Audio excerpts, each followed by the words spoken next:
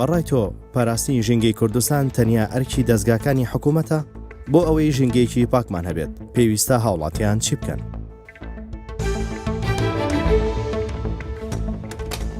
من ناوم هەوارە. پێویستە لەسەر ئێمە ژینگە بپارێزین و هیچ پەڵەیەک پێوە نەهێلین، چونکە ژینگە ئەرکێکی نیشتیمانی سەربەلی هەموو کۆمەلگایەکە، هەموو تاکێکی ناو کۆمەلگایە، چونکە ژینگە ئەرکێکی نیشتیمانیە پێویستە بیپارێزین. بەڵام زۆر بەداخەوە ئێستا کەسانێکە زۆر ئیهمالیان کردووە ژینگەیان بە شتێکی زۆر کەمدانەوە، بەڵام ژینگە لە ڕاستیدا شتێکی زۆر گەورەیە. هەرو ژینگەیە تەندروستیمان دەپارێزێت و وا ناکات نەخۆشی ناوان بڵاو بێتەوە. جا پێویستە لەسەر هەموو کەسێک ژینگە زۆر پاک بپارێزیت. پاراستنی ژینگە لە هەملا دەستوی حکوومەتە هەم هاوڵاتی بە ئەرکی خۆی هەستێ کە کاتێک دەچێت بۆ دەرەوەی شار بۆ سەیرانگاکان پێویستە ئەو پاشماوەز بڵانە لابات.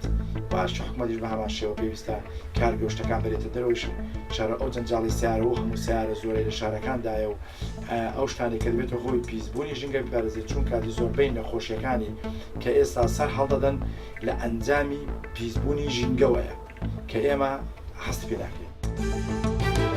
من هاوڵاتی ئەسعاد نادرم. هیوادارم ژینگەکەمان پارێزین، ژینگەی کوردستان.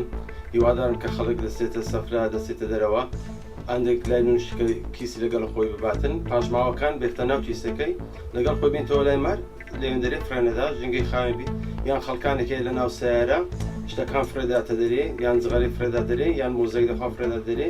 هیوادارم خەڵک دەرەوە وەک ماڵی خۆی بزانیان لە ماڵی خۆ چۆن شت فرێناداتن پیس ناکە ماڵی خۆی، دەرێش هەر وەک ماڵی خۆی. ئێمە ژینگە دوو جۆرێکی تایبەتە، جۆرێکی گشتیە. تایبەتەکە لەسەر خۆمانە، وەکو پاراستی ژینگە لە ماڵ دەرەوە لە جادا، و گشتەکەشیان لەسەر پێم لەسەر حکوومەتە، بۆ نمونە بردنی کۆمپانیان زەخمەکان بۆ دەرەوەی شار.